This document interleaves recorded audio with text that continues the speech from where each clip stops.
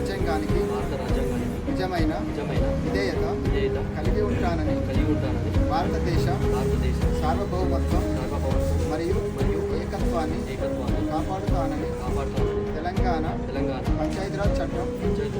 2018 మరియు దాని కింద రూపొందించిన నియమావళి ప్రకారం నా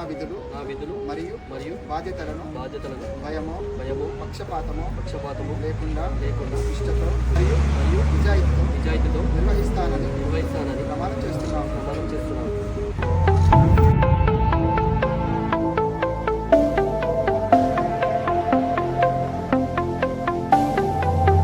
విరచిస్తా నేడే నవశకం